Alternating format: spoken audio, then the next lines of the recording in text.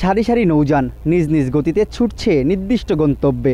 দুবলা চরের দিকে যাত্রা সকলের, কারণ সুন্দরবনের এই চরে শুরু হচ্ছে সনাতন ধর্মাবলম্বীদের অন্যতম বৃহৎ ধর্মীয় ও আধ্যাত্মিক উৎসব রাস পূজা ও পুণ্য স্নান।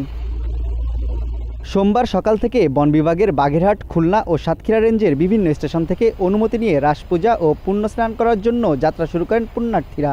মঙ্গলবার বিকেলে দুবলা চরে রাস পূজা অনুষ্ঠিত হবে। পরদিন ভোরে পুণ্য স্নান করে বাড়ির উদ্দেশ্যে রওনা দিবেন সনাতন ধর্মাবলম্বীরা। এদিকে এই 3 দিন নির্বিঘ্নে উদযাপন ও বনকেন্দ্রিক অপরাধ দমনের জন্য বন বিভাগ ও আইন প্রয়োগকারী সংস্থাগুলোর পাশাপাশি বাড়তি নিরাপত্তা ব্যবস্থা নিয়েছে কোস্টগার্ড। সার্বিক নিরাপত্তার দায়িত্বে কোস্টগার্ডের জাহাজ, স্টেশন এবং আউটপোস্ট নিয়োজিত রয়েছে। এই রাস পূজা উপলক্ষে যেন আগামী যে 3 থেকে 5 এই 3 দিন যেন তাদের খুব সুন্দর সাবলীলভাবে তারা এইটা উদযাপন করতে পারেন, পূর্ণ স্নান শেষ করতে পারেন, সেই উপলক্ষে কোস্টগার্ডের আমাদের যাবতীয় প্রিপারেশন আছে। নিরাপত্তার দিক থেকে আমরা খুব ভালো ব্যবস্থা নিয়েছি এবং আমাদের এইটা সুন্দরভাবে কন্ডাক্ট করার জন্য আমরা বদ্ধপরিকর। 200 বছরের বেশি সময় ধরে দুবলা চরে রাস পূজা অনুষ্ঠিত হয়ে আসছে। প্রতি বছর পূজা ও স্নানে অংশ নিতে কয়েক হাজার পুণ্যার্থী জড়ো হন এখানে।